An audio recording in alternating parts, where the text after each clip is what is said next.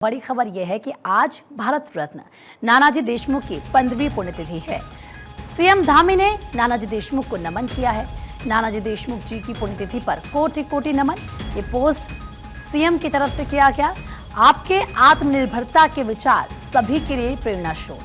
CM Dhami ने x पर post कर लिखा, राष्ट्र निर्माण के प्रति अपना संपूर्ण जीवन समर्पित करने वाले महान समाजसेवी, शिक्षाविद, विचारक भारत रत्न नानाजी देशमुख जी की पुण्यतिथि पर कोटि कोटि नमन। आपके आत्मनिर्भरता के विचार हम सभी के लिए प्रेरणा स्रोत हैं, जिसे आदर्श मानकर हमारी सरकार विकसित उत्तराखंड के निर्माण हेतु प्रतिबद्धता के साथ काम कर रही है।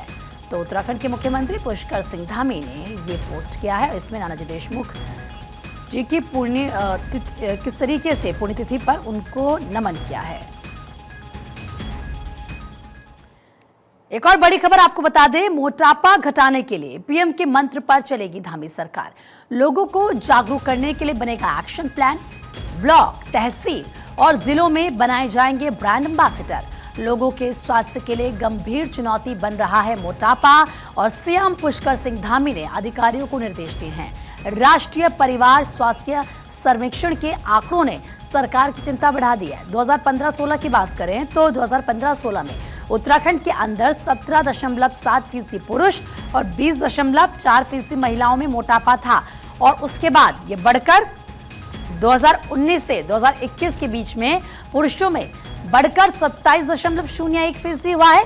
महिलाओं में 29.8% मोटापा पाया गया है। देखिए आंकड़े यहाँ पर अगर आप कंपैरिजन करेंगे तो तेजी के साथ लोगों में मोटापा बढ़ रहा है और खुद प्रधानमंत्री की तरफ से कहा गया कि अब लोगों को इस पर काम करना होगा, क्योंकि जब कोई मोटा होता है तो उसको बीमारियां भी अनेक हो जाती हैं। इस बीच एक और पोस्ट सीएम पुष्कर सिंह धामी की तरफ से किया गया है। नैनीताल के संकट मोचन मंदिर का वीडियो उन्होंने शेयर किया है।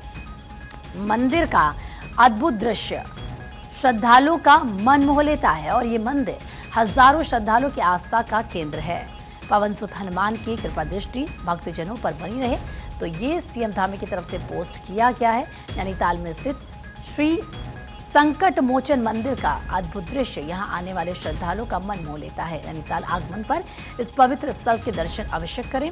पवन सुत हनुमान की कृपा दृष्टि समस्त भक्तजनों पर बनी रहे, ऐसी कामना करता हूं।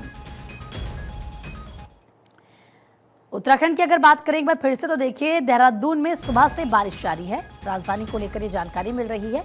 उत्तरकाशी, चमोली, पिथौरागढ़ के ऊंचाई वाले इलाकों में बारिश हो रही है। ऊंचाई वाले इलाकों में बारिश के साथ बर्फबारी भी हो रही है। मौसम विभाग ने जताया था कि बारिश और बर्फबारी का पूर्वानुमान, और अब देखिए वहां पर बारिश और बर्फबारी हो रही है। अचानक से मौसम ने करवट ले ली है, मौसम बदल गया है। देहरादून जो उत्तराखंड की राजधानी है वहां पर तो सुबह से बारिश हो रही है। उत्तरकाशी, चमोली काफ़ी ऊंचाई वाले इलाकों पर स्थित है। पिथौरागढ़ की बात करें तो वहां पर भी बारिश की जानकारी मिल रही है। इसके अलावा बारिश तो हो ही रही है, बर्फबारी भी हो रही है। तो उत्तराखंड में एक बार फिर से मौसम ने करवट ले ली है। बुधवार को प्रदेश के ऊंचाई वाले क्षेत्रों में बर्फबारी और निचले इलाकों में बारिश होने से ठंड बढ़ गई। चमोली जिले में बद्रीनाथ धाम और हेमकुंड साहिब समेत कई स्थानों पर ताजा बर्फबारी हुई। यमुना घाटी में भी बर्फ गिरी है, जिससे तापमान में गिरावट दर्ज की गई है। तो वहीं अगर आज की बात करें तो प्रदेश के कई इलाकों में बारिश और बर्फबारी जारी है। पिछले 24 घंटे के भीतर सबसे ज्यादा बारिश मुखिम में 6.5 मिलीमीटर दर्ज की गई है। बर्फबारी से औली मार्ग पर वाहनों की आवाजाही में दिक्कत आ रही है, ऐसी खबर मिल रही है। मौसम विभाग के अनुसार अगले 4 दिनों तक मौसम इसी तरह से बदलता रहेगा। ज़्यादा बातचीत के लिए इस वक्त हमारे सहयोगी हरीश थपलियाल जुड़ चुके हैं हमारे साथ। सीधा रुकनी का कर लेते हैं हरीश, क्योंकि आप तो खुद देहरादून में हैं और वहाँ पर तो सुबह से ही बारिश हो रही है। मौसम ने अचानक से करवट ले ली है। ऊंचाई वाले जो इलाके हैं वहाँ पर भी बर्फबारी हो रही है। क्या मौसम विभाग की तरफ से आगे अपडेट इसको लेकर दिया गया है? प्रीति, देखिए पश्चिमी विक्षोभ की वजह से आज पूरे उत्तराखंड में मौसम का जो मिजाज है वो चेंज हो गया है और यही वजह रही कि सुबह से ही देहरादून समेत जो पहाड़ी जनपद है वहां पर बारिश हो रही है।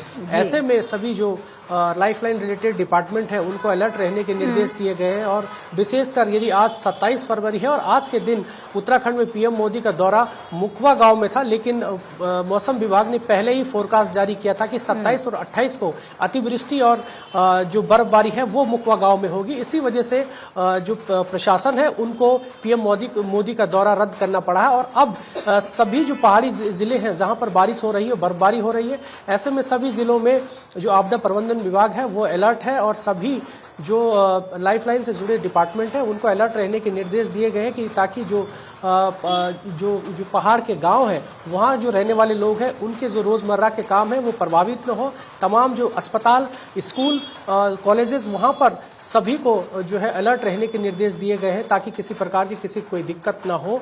तो ऐसे में कहा जा सकता है कि एक बार फिर जो मौसम चेंज हो गया है। और जो कल तक का यदि हम तापमान की बात करें, कल तक देहरादून में भी गर्मी हो रही थी, लेकिन आज से तापमान में गिरावट देखी जा रही है। और कह सकते हैं कि मार्च के फरवरी अंतिम वीक है और मार्च तक जो है सर्दी का जो एहसास है वो उत्तराखंड में देखने को मिलेगा। जी बिल्कुल। और हरीश, क्योंकि देखिए मौसम जब करवट ले रहा है, कभी हम देख रहे हैं कि गर्मी अचानक से बढ़ जा रही है, फिर ठंड लौट कर आ रही है, ऐसे में लोगों की सेहत पर इसका असर पड़ता है, स्वास्थ्य पर इसका असर पड़ता है। तो क्या इसको लेकर भी लोगों को अलर्ट किया जा रहा है?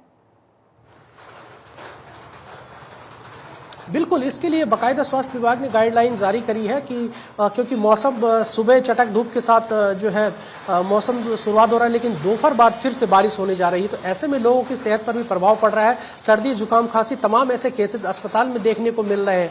तो डॉक्टर जो है सभी लोगों को जागरूक कर रहे हैं। बाकायदा सोशल मीडिया के जरिए हेल्थ डिपार्टमेंट अपनी गाइडलाइन जारी कर रहा है ताकि जो लोग हैं, जो फील्ड के लोग, जो फील्ड वर्कर है, उनको किसी प्रकार की कोई दिक्कत न हो। तो इसलिए जो अस्पतालों में सर्दी जुकाम के जो केसेस हैं वो ज्यादा से ज्यादा देखने में, चाहे वो पहाड़ी इलाके हो या फिर मैदान के इलाके, ऐसी जगहों पर अस्पतालों में लोगों की भीड़ देखी जा रही थी। लेकिन फिर भी जो चिकित्सक कह रहे हैं कि अलर्ट रहें, गर्म पानी का सेवन करें।